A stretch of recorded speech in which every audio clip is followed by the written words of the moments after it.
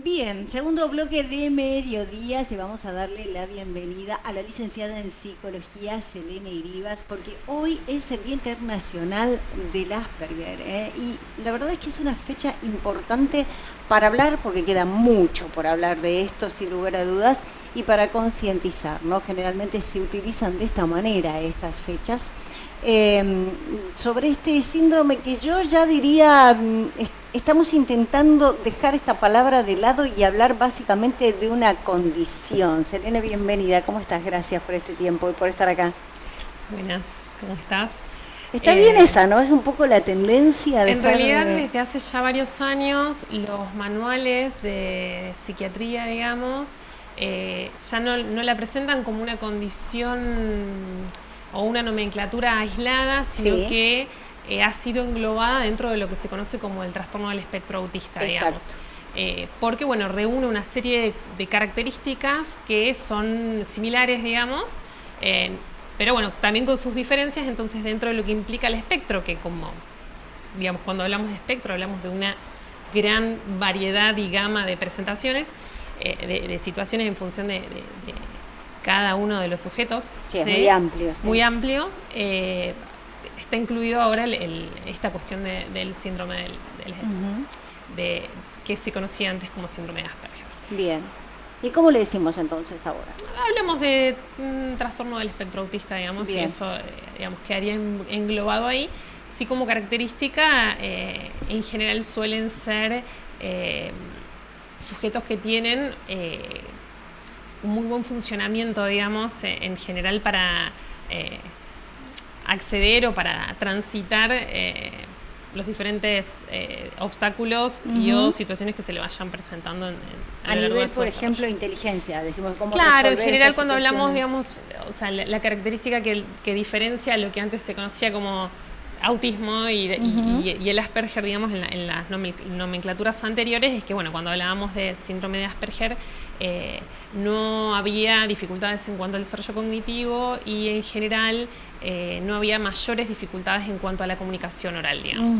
Bien. Sí, a nivel comunicación hay, porque la comunicación no solo implica la oralidad, sino que implica la lectura de lo no verbal, el poder interpretar algunas cuestiones que se van dando en la comunicación a través de los gestos, de los movimientos, de los silencios, de las pausas. Ahí sí aparece una dificultad, pero sí son sujetos que pueden expresarse de una manera comprensible en el intercambio con otros, digamos. Bien.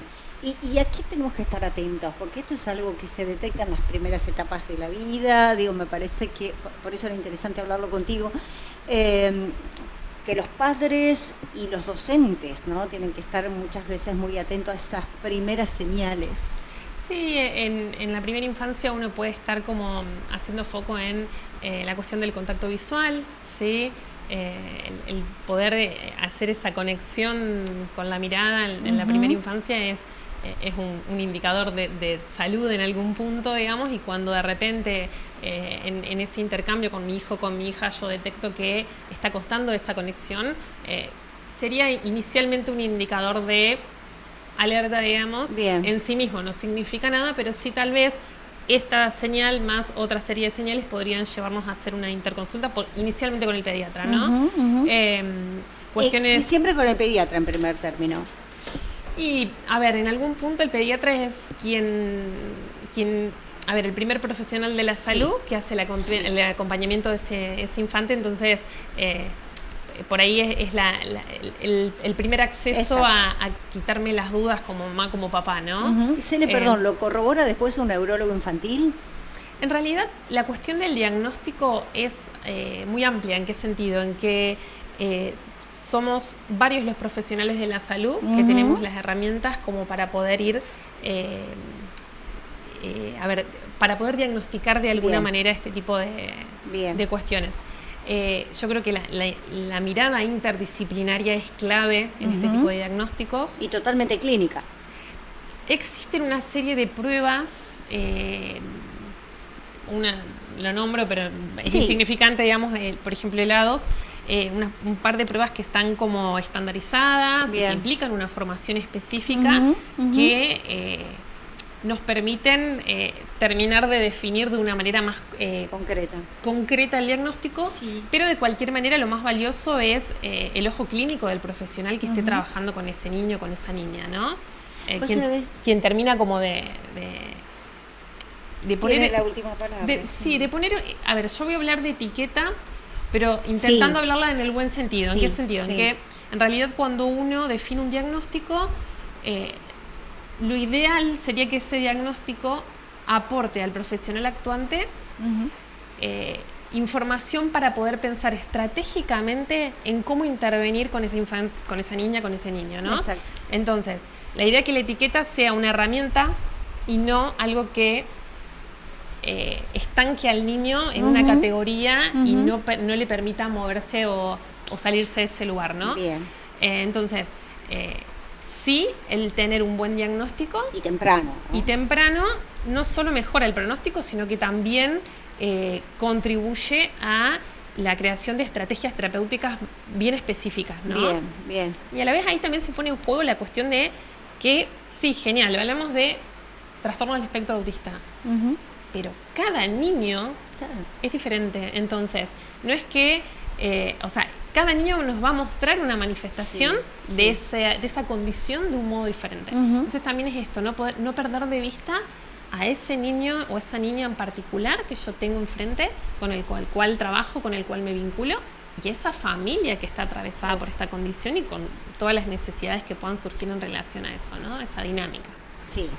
Sabes que vos hablabas y yo recordaba voy a contar una situación personal, pero porque viene al caso una amiga mía que muy bebita, su nena, y me dice, Fabi, presiento esto. Le digo, no puede ser. Diga, ¿por qué? Me dice, estoy viendo ciertas cosas, y viste, cuando empezás a leer en internet, le digo, no lo hagas. Bueno, me dice, no me señala lo que quieren. Para mí, la verdad, era novedad todo lo que me estaba diciendo, ¿no? Pero digo, más allá de eso, como un primer síntoma que finalmente años después se terminó confirmando, digo, todo lo que ella me contaba que tuvo que pasar, por eso cuando decimos el tema de las familias detrás y el tema, hablábamos al principio, de lo mucho que todavía hay por hablar y del compromiso de la sociedad, porque la verdad es que cuesta a veces en las escuelas que los acepten, porque todo bien, pero cuando llega la organización de la fiesta o el pijama party no lo invitan, o todo bien, pero es la nena del acompañante terapéutico, ¿no? Qué difícil, ellos tienen que ir a la escuela con un acompañante, esto es condición sine qua non, ¿cómo se maneja y cómo ves el tema social? A ver, creo que como sociedad, y ahí me corro del trastorno del espectro autista, lo hablo en la diversidad, en todos los sentidos que podamos incluir dentro de la concepción de diversidad. Nos faltan años luz como sociedad, digamos. En realidad cada uno de nosotros somos seres diferentes, digamos, con nuestras particularidades, y el poder entenderlo así yo creo que contribuiría a que podamos pensar en una escuela que se ajuste a las necesidades de cada uno de sus estudiantes, una entidad deportiva que se ajuste a las necesidades de cada uno de sus deportistas. O sea, creo que nos falta mucho de recorrido para poder llegar a eso, ¿no?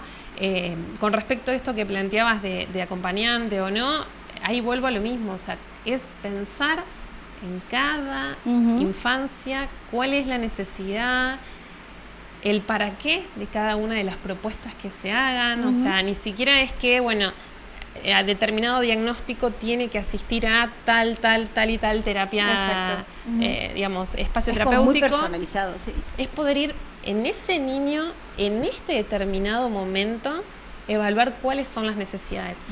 No es que necesita psicología de por vida, fonoaudiología de por vida, terapia ocupacional de por vida. Es, en este momento, tal y tal espacio terapéutico, resolvemos, ajustamos en función de esos objetivos que se proponen. El año que viene reevaluamos si se sostienen todos los espacios, porque ¿qué sucede también?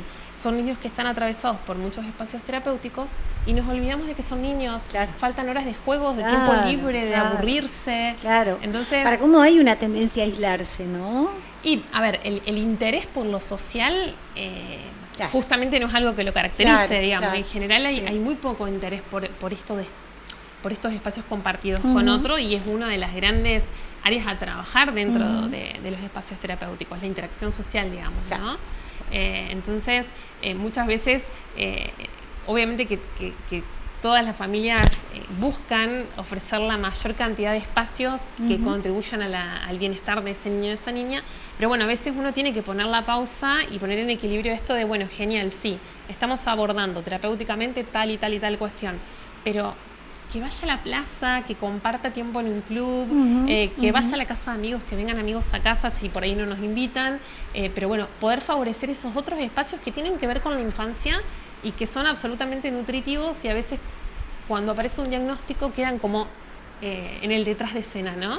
Y Cele, hablamos generalmente de esto refiriéndonos a los niños porque es el momento donde se manifiesta, donde se diagnostica, etcétera. Ahora, ¿cómo es en general la vida del adulto, ¿no? Con esta condición. A ver, ahí nuevamente sí, va a depender de cada uno. Y supongo que también tendrá que ver con cómo atravesó la infancia y la adolescencia. Hoy hay, digamos, en los últimos años digamos, a través de una serie de investigaciones y estudios que se fueron haciendo, por ejemplo, no sé, yo recuerdo cuando estudiaba la carrera hace, no voy a decir cuánto, pero un par de años atrás, unos 15 años atrás, cuando hablábamos de autismo, por ejemplo, que en ese momento se hablaba de autismo, no del trastorno del espectro autista, la incidencia en mujeres era muy bajita, ¿sí?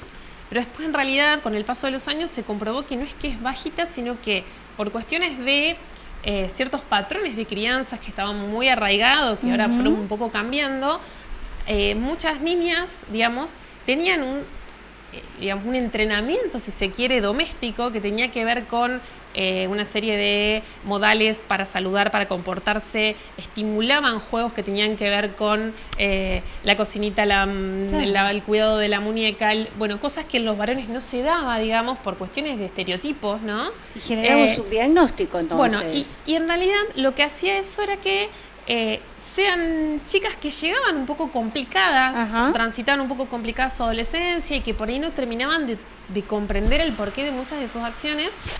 Y en realidad, cuando de adultas acceden a una serie de estudios, terminan llegando o arribando al diagnóstico de TEA, digamos, del trastorno del espectro autista, con un muy buen funcionamiento, digamos. Pero bueno, este diagnóstico las ayuda a relajar en el terminar de entender el porqué, tal cual, de un montón de conductas que eran señaladas o que eran juzgadas por el entorno, ¿no? Qué interesante eso, qué interesante, porque bueno, esta apertura también permite eso, ¿no? El diagnóstico y la consecuente terapia o acompañamiento a través de los tratamientos de ese diagnóstico. Ahí, digamos, en mi trabajo en particular, y voy a hablar de mí, digamos, de mis modos, ¿no?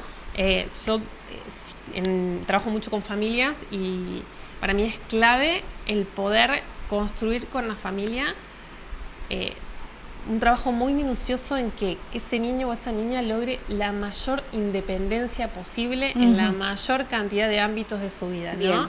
O sea, porque es, digamos, son las herramientas que yo puedo darle para que, llegado a la adultez, tenga más recursos en su mochila para enfrentar los desafíos de la vida, ¿no?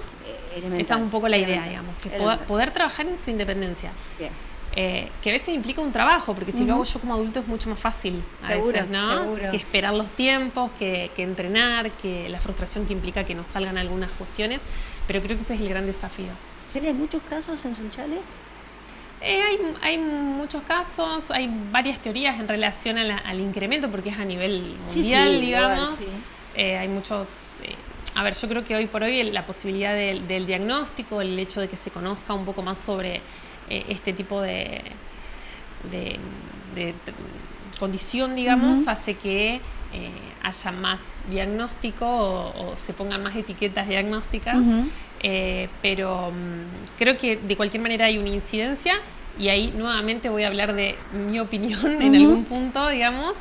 No sé si tengo tanto sustento teórico para plantearlo, pero creo que particularmente post pandemia se han incrementado significativamente los diagnósticos, que son diagnósticos que a veces son un poco apresurados, porque en la infancia por ahí, cuando hablamos de un niño o una niña de 2 años y ponemos una categoría diagnóstica tan significativa como trastorno del espectro autista, a veces es un poco anticipado porque hay procesos que son procesos del desarrollo que son muy diferentes en cada niño, se dan a distintos tiempos, entonces a veces es un poco apresurado. Yo siempre planteo, bueno, genial, vienen con esta etiqueta, pongámoslo al lápiz y vayamos viendo cómo se va dando el desarrollo, pero creo que el hecho de que las pantallas durante la pandemia se han transformado en una niñera en algún punto, porque bueno, cada familia ha podido hacer lo mejor que pudo en ese contexto para el cual ninguno de nosotros estábamos preparados.